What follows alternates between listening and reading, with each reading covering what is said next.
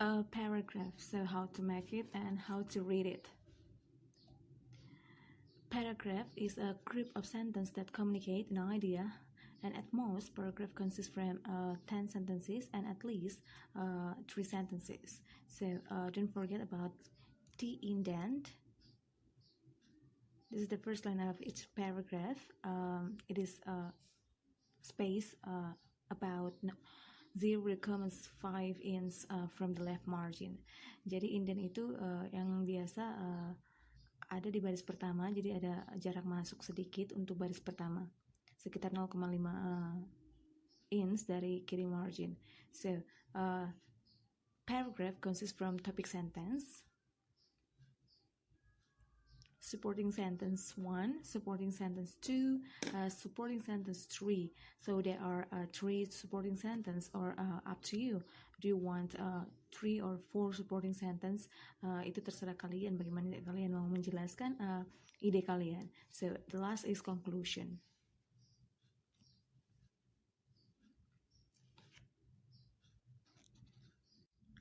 How to find one topic sentence? So the first, we should have prompt. Prompt is a sentence or question to help you think about ideas for a paragraph. Jadi ada ide dulu untuk menulis sebuah paragraf.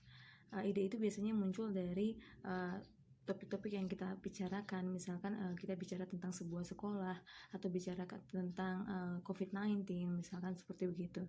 So ada pasti sebuah pernyataan atau pertanyaan yang muncul, apa itu COVID-19, atau apa sekolah itu mengajar apa, seperti begitu. So the first example, misalkan di sini, do you think an agricultural extension is important to learn? Misalkan saya tanya sama teman saya yang jurusannya agricultural extension, penyuluhan pertanian. Nah, why and why not? Jadi jawabannya itu adalah topic sentence.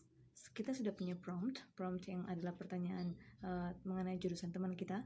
Kemudian topic sentence-nya adalah jawaban dari teman kita. Jadi kalimat dari agricultural extension is important field in agricultural science, itu yang kita letakkan sebagai topic sentence di baris pertama dari paragraph, seperti begitu. So that is how to find topic sentence. Jadi berasal dari ide kita dulu, supaya kita bisa menciptakan sebuah pertanyaan dan jawaban dari pertanyaan itu adalah topic sentence. Misalkan di sini ada contoh lainnya, misalkan what do you think about COVID-19? Nah, karena kita lihat suatu keadaan, kemudian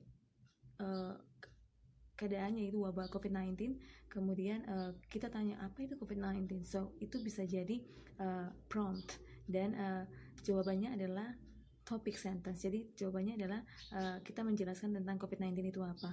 Otomatis judulnya COVID-19.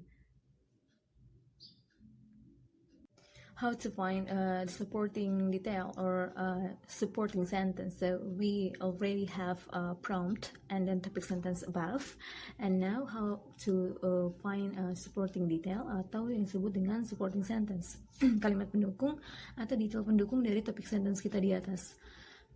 So untuk mencarinya, kita itu butuh ide yang nyambung dengan topik sentence kita. Tadi kita bicara tentang agricultural extension itu penting. Jadi kenapa itu penting? Kenapa itu penting? Bisa jadi sebagai supporting detail 1 atau supporting sentence 1. Berarti dia terletak di kalimat kedua. Kemudian untuk berikutnya kita bisa letakkan supporting detail 2. Supporting detail 2 di sini adalah keunggulan dari agricultural extension itu sendiri. Jadi kenapa dia penting? Keunggulannya ini. Kemudian di sini juga ada diberikan contoh. Nah, contoh bisa dimasukkan di supporting detail 2. And then di supporting detail 3, kita bisa menaruh informasi tambahan seperti kontribusi penyuluhan pertanian itu seperti apa. So this is the full paragraph that wrote from several sentences above. So the title is about agricultural extension, karena tadi kita cari topik sentence-nya tentang agricultural extension.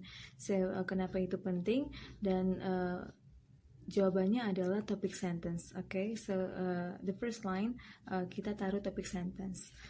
Dari paragraf tersebut untuk baris pertama harus ada indent sekitar 0,5 inch. Ini yang namakan indent. Jadi ada space ke dalam sedikit untuk baris pertama. So untuk supporting detail one saya taruh di kalimat berikutnya mengenai alasan kenapa agricultural extension itu penting. Saya taruh di berikutnya. Kemudian supporting detail 2 atau supporting sentence 2 saya taruh di kalimat ketiga. Dia menjadi kalimat ketiga, tapi saya meletakkan besides di sana. Itu penting. Yang namanya kata penghubung. Itu penting untuk menyatakan bahwa kalimat berikut itu masih ada hubungannya dengan kalimat-kalimat lain. Kemudian di sini ada saya taruh supporting detail berikutnya, yaitu it has to important, itu keunggulannya. Kemudian ada contohnya, for instance. Kemudian saya taruh untuk supporting detail 3, okay, mengenai kontribusinya. Yang tadi kita sudah susun kalimatnya satu persatu. Kemudian terakhir ada kesimpulan, for the reasons agricultural extension become a principle feel to be improved in day by day and etc. The last is conclusion. So conclusion itu adalah kesimpulan. Jadi kesimpulan dari setiap yang kita tulis di atas. So the first conclusion, misalkan dari topik di atas seperti begini. For the reasons agriculture extension become a principal field to be improved in day by day, which provided to the people welfare. Jadi penyuluhan pertanian itu menjadi bidang yang sangat harus diutamakan untuk ditingkatkan dari hari ke hari karena membantu untuk menyediakan kesejahteraan masyarakat seperti begitu.